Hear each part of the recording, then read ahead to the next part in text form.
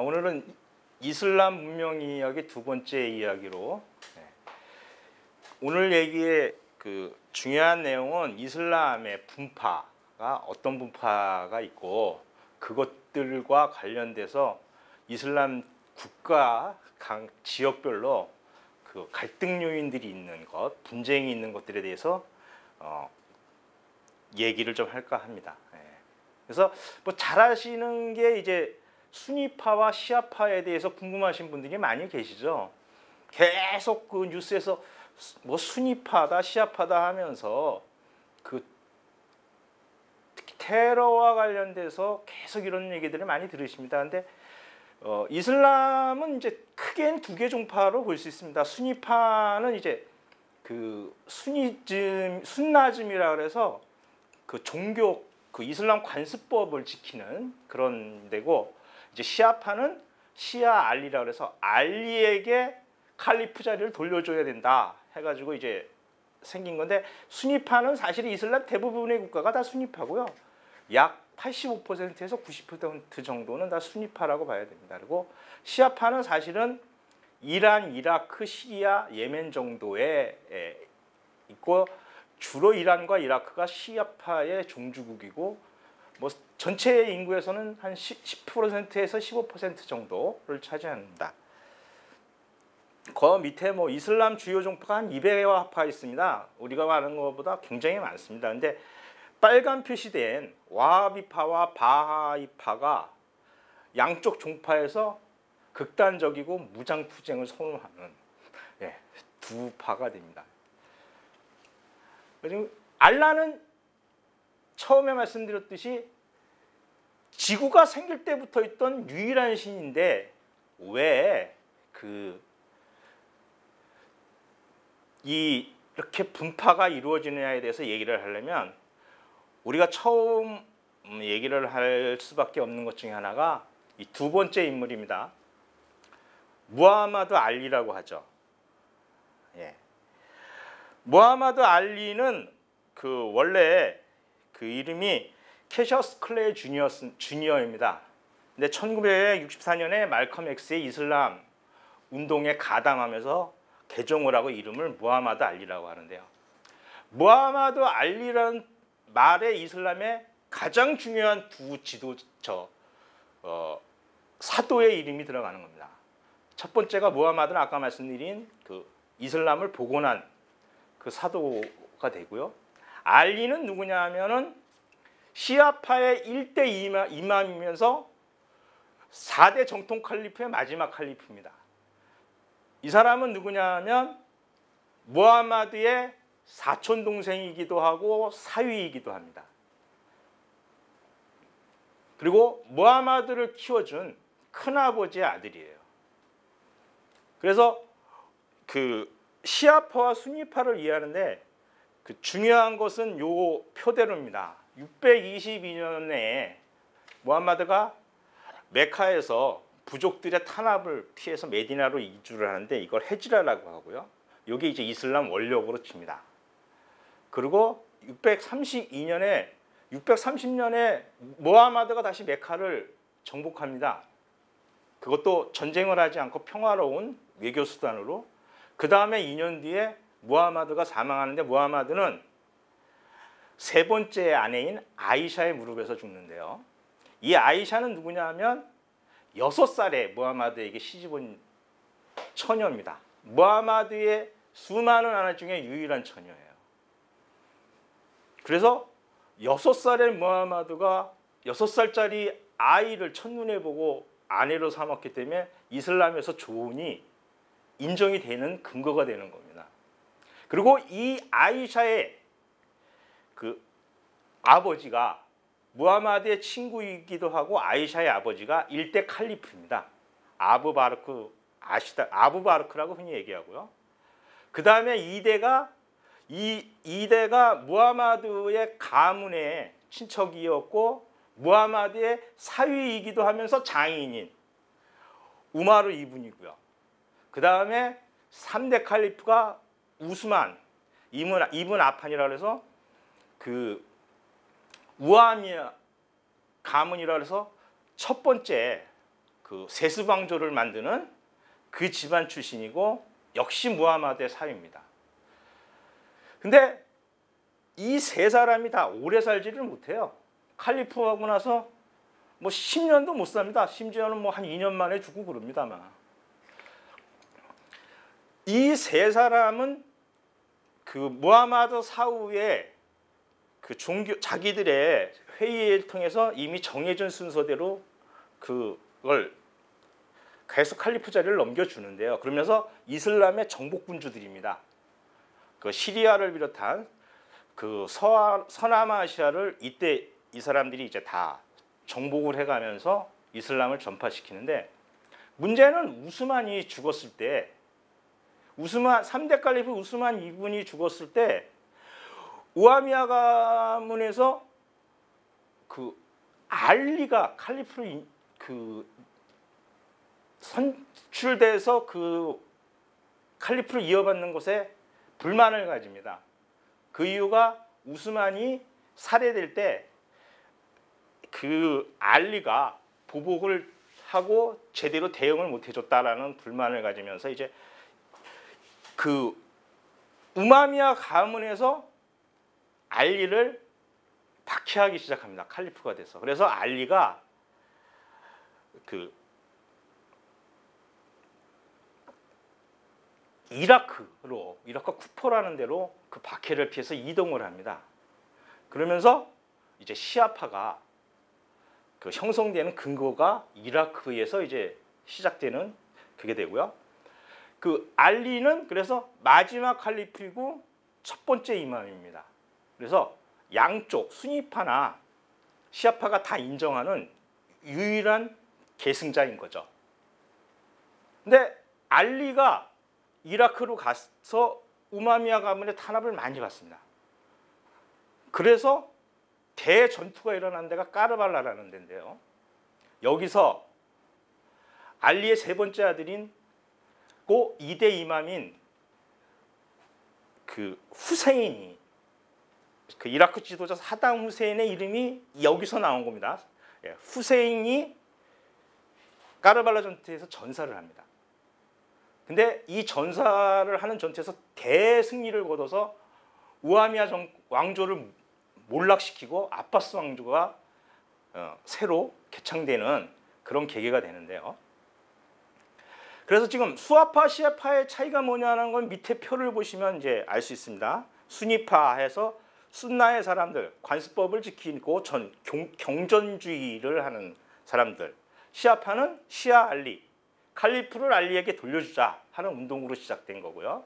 그래서 칼리프라고 하지만 이제 아랍어는 할리프라고 그러는데요. 할리프를 인정하는 여부가 두 차이가 있습니다. 그러니까 수니파는 무하마드 후계자로 할리프를 선출할 수 있다고 주장을 하고요. 시아파는 무하마드의 전통 혈통인 알리만 칼리프라고 인정을 합니다. 그래서 할리프를 선출할 수 없는 거죠.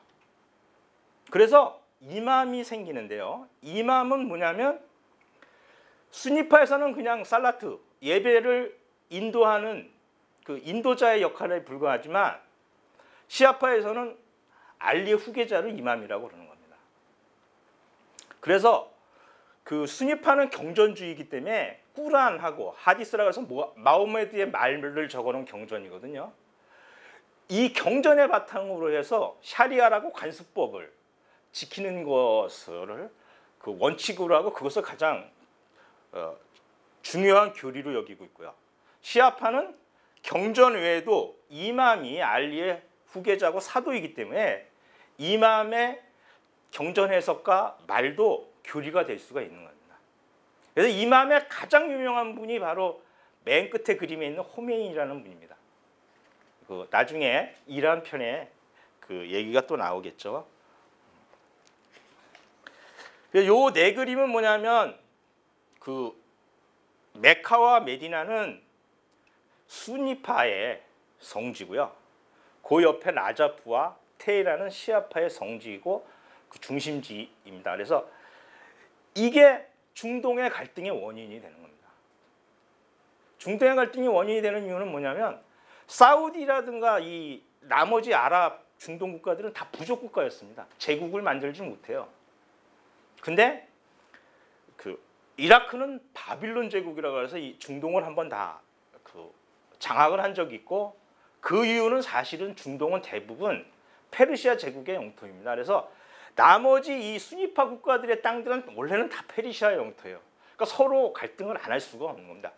이게 종파의 문제도 있지만 역사적 요인도 있는 거죠.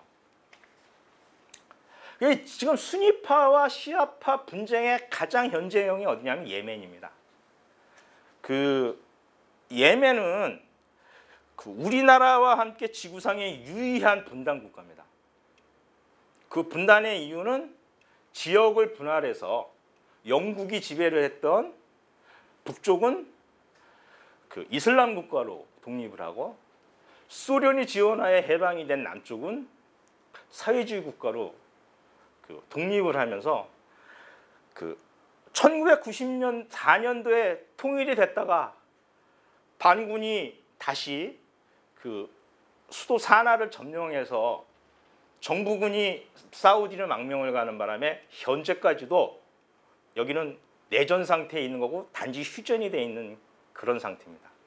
근데 이 예멘이 사우디가 이 순위파를 지속적으로 지원을 해서 이 전쟁이 끝나질 않아요. 그리고 사우디에서 공군을 해가지고 계속 폭격을 해댑니다. 그러니까 아무리 휴전을 해도 지금 이 내전이 끝나지를 않아요. 계속해서 싸우고 있는데 쉬었다 싸우는 것뿐이죠.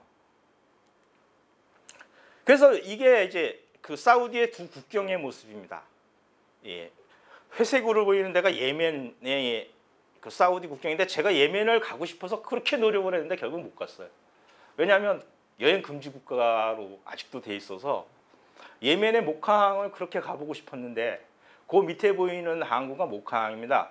우리가 모카 커피가 무슨 커피의 품질인 줄 아는데 사실은 북아프리카, 이디오피아나 동아프리카, 그러니까 이디오피아나 소말리아 이쪽에서 생산한 커피를 가져다가 전 세계에 무역을 한 항구의 이름이 모카항이고, 그 항구의 이름을 따서 지은 게 모카 커피입니다. 근데 모카항이 지금 저렇게 쇠락을 했죠.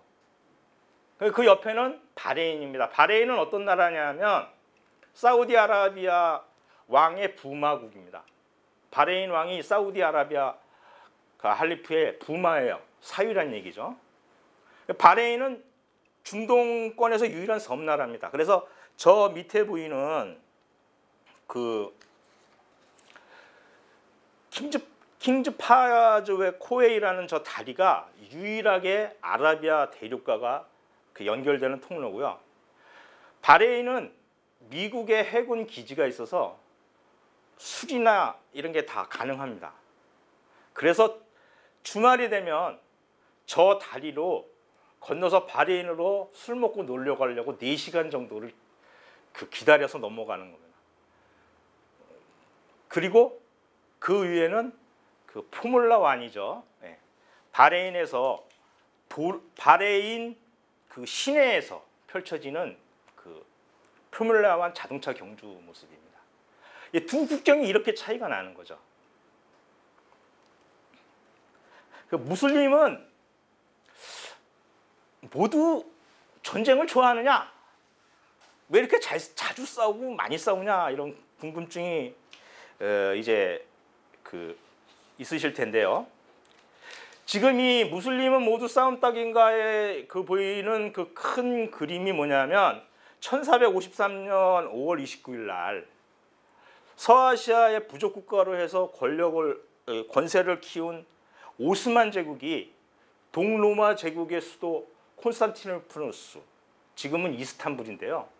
콘스탄티노플을 함락한 일입니다. 이게 어떤 의미가 있냐 하면 1000년 동안 서남아시아와 모든 곳이 다 로마 제국의 지배에서 기독교권 문화였었죠. 근데 처음으로 오스만 제국이 동지중해를 넘어서 발칸반도까지 이제 진출을 하면서 기독교 권세와 이슬람교가 처음으로 이제 무력 투쟁을 하기 시작합니다. 이제 서로 땅을 가지고.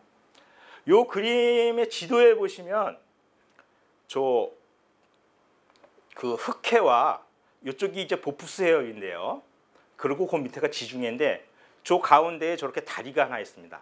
갈라타다 그 다리인데 저거 하나를 넘어서 저 위에 그 조금 붙어 있는 저기가 유럽이고요. 요 다리를 해서 요 밑에 대부분의 넓은 땅은 터키지만 아시아입니다. 근데 저 조그만 땅을 갖고 있다고 해서 터키는 유럽으로 포함이 되죠, 우리가. 터키는 우리나라랑도 관련이 많죠. 신라 때부터 교육도 하고. 근데 이 터키를 이제 중국말로 하면 투거. 그래서 우리가 돌골적이라고 하는 여기가 터키입니다. 투르크죠. 투르크를 영어식으로 하면 터키고. 네.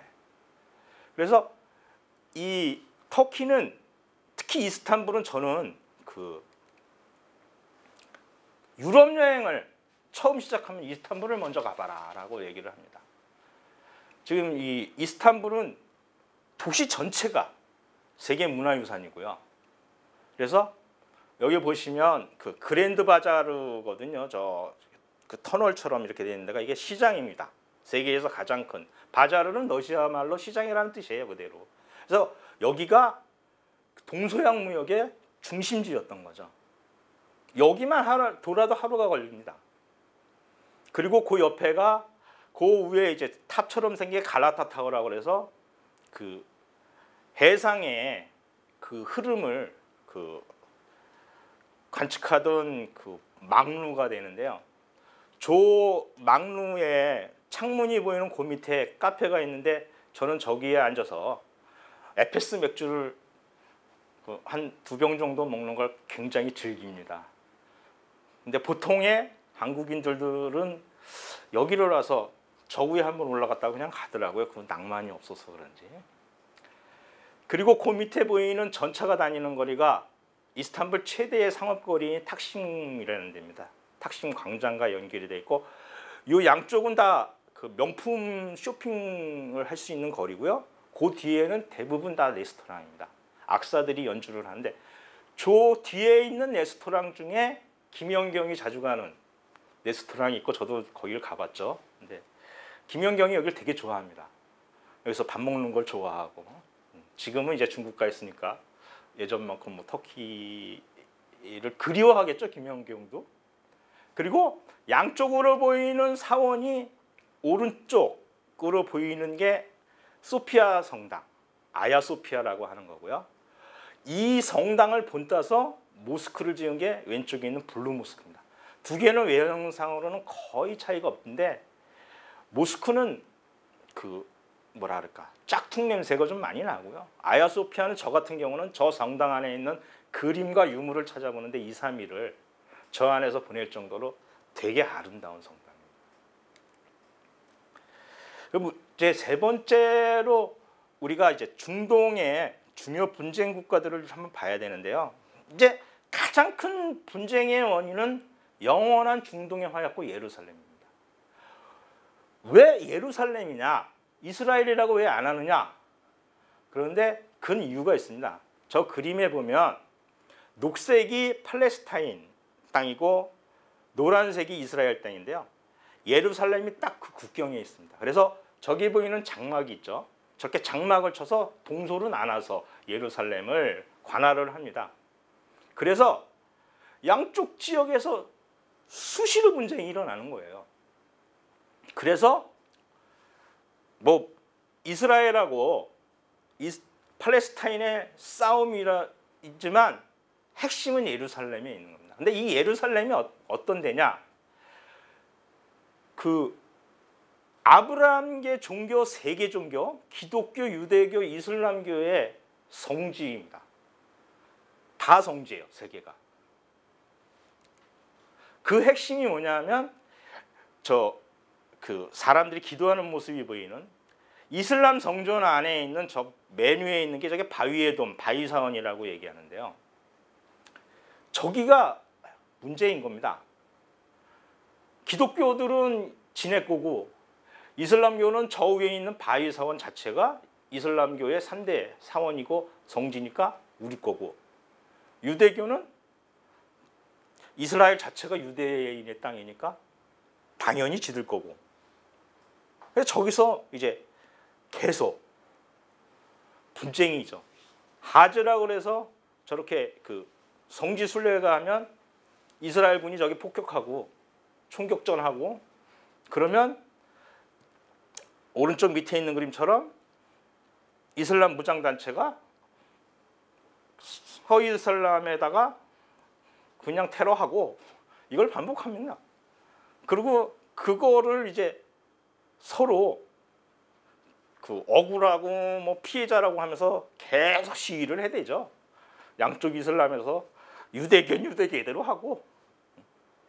그리고 가장 큰 문제는 뭐냐면 여기 그 지중해 연안의 가자지구라고 조그만 녹색 땅 저기가 문제인데요.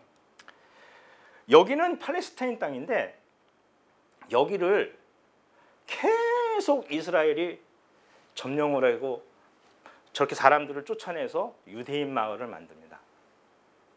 근데 사실 중동 문제에 있어서 우리가 가장 중요하게 앞으로도 계속 얘기가 되겠지만 중요한 그 원인 중에 하나가 뭐냐면 영국입니다.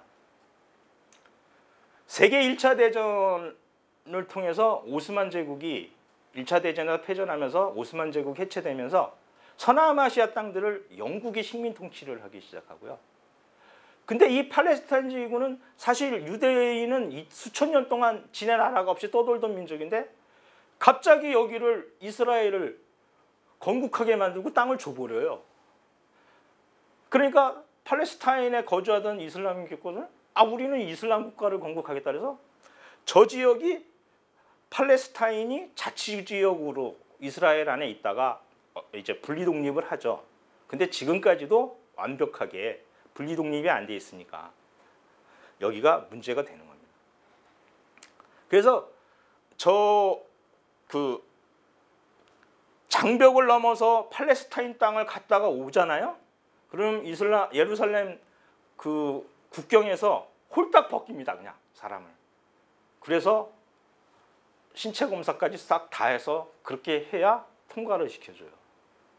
그래서 그 갔다 온 사람들 얘기를 들어보면 되게 굴욕적이다. 그런 얘기를 합니다. 그리고 이제 우리가 그 중동에서 이제 분쟁에 있어서 가장 크게 문제가 됐던 게 이제 이라크입니다. 이라크는 사실은 시아파의 땅인데 미국이 지원한 사담 후세인이라는 인물이 수니파 출신의 인물이 정권을 잡죠. 그래서 미국 지원하에 막강하게 군사력을 키웁니다. 근데 후세인은 어떤 사람이냐? 우리가 알고 있는 거랑 많이 다릅니다. 후세인은 아랍권에서 가장 먼저 개혁 정치를 한 사람이에요. 그러니까 후세인은 그 민중을 해방시킨 사람이라고 할 수도 있어요. 그러니까 아랍권에서 처음으로 여성이 취업할 수 있게 해주고 수많은 학교를 짓습니다. 그래서 교육열을 일으켜요. 그래서 유네스코에서 상까지 받습니다. 아랍의 모범이다. 근데 이 후세인이 세력이 좀 생기니까 미국 말을 안 듣기 시작하죠. 그래서 영토를 넓히겠다고 어떻게 합니까? 쿠웨이트를 쳐들어가죠. 그래서 이겼다고 해서 세운 게 뭐냐면 저 칼 2개 모양이 있는 저게 승리의 손입니다. 후세인이 이제 우리는 이겼다 해서 상징으로 세운 거죠. 그리고 저걸 세우고서 그렇게 얘기합니다. 미국은 실패했다. 그래서 지금 그 밑에 보이는 사진은 그 바그다드에 있는 가장 큰 시장인데요. 이 시장이 이제 테러를 당했을 때 전후의 모습을 보여주는 겁니다. 이 사진은 뭐냐면 그 지금의 쿠웨이트와 이라크의 현실을 보여주는 겁니다. 오른쪽에 있는 게 이제 이라크가 침공해서 쿠웨이트를 점령했을 때의 모습이에요. 근데 그 걸프전에서 이라크가 승리를 했음에도 미국의 개입으로 쫓겨나고 이라크가 패망하게 되면서 지금 밑에 보이는 게 쿠웨이트 시티의 모습인데요. 저렇게 쿠웨이트 시티는 큰 번창을 합니다. 미국의 지원하에. 근데 바그다드는 어떠냐? 바그다드는 그 중동의 파리라고 부를 정도로 그렇게 번창했던 그런 도시였는데 지금은 이렇게 잿더미가 돼버립니다. 도시 대부분이. 이건 다 제가 찍은 사진인데요. 저 차는 뭐냐면 랜드크루저라고 제 차입니다. 제 차라기보다는 제가 이제 그 이라크에서 시장을 가거나 바깥에 나가면 저게 그 방탄차거든요. 저 방탄차 3대가 저 하나를 위해서 움직이고 경호원이 한 6명 움직입니다. 그래서 제 30cm 바깥으로 사방으로 다 저 경호원이 서야만 제가 움직일 수 있어요. 그럼 저거가 얼마냐? 하루에 300만 원입니다. 제 돈 내고 못 하고요. 회사에서 돈 대주니까 그냥 타고 다니고 저는 뭐 바그다드도 그냥 시내도 막 돌아다니고 해봤습니다. 근데 우리나라 사람 중에 그런 사람은 거의 없고요. 그 밑에 사진이 이제 지금 이라크의 대부분의 마을들의 모습. 큰 건물은 없고요. 그냥 흙으로 집을 지어서 겨우 전기불만 켜고 살 수 있는 정도고 저 마을들의 벽도 다 총탄 자국이지 멀쩡한 게 하나도 없습니다.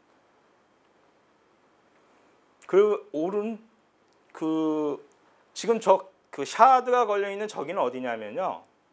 그 자선단체에서 무료로 급식을 나눠주는 데입니다. 아이들이 먹을 게 없어서 점심때 저녁때 와가지고 저기서 밥을 타가서 저기서 이제 소녀가 밥을 타는 걸 보고 제가 쓴 시도 있기는 한데 저걸 보면서 느끼는 게 뭐냐면 우리나라에서 왜 그 일부 그 보수주의라고 하는 사람들이 뭐 북침을 얘기하고 막 하잖아요. 그건 다 정신없는 소리입니다. 지금의 전쟁은 옛날처럼 띵깡띵깡 총싸움이 아닙니다. 비행기로 싸그리 폭격을 해서 다 부셔놓고 들어갑니다, 군인이. 그러니까 남는 게 없어요, 나만 하는 게. 근데 무슨 전쟁을 하자고 그러는지 모르겠는데 이게 무엇을 위해서 이렇게까지 전쟁을 하는 건지 알 수가 없는 겁니다.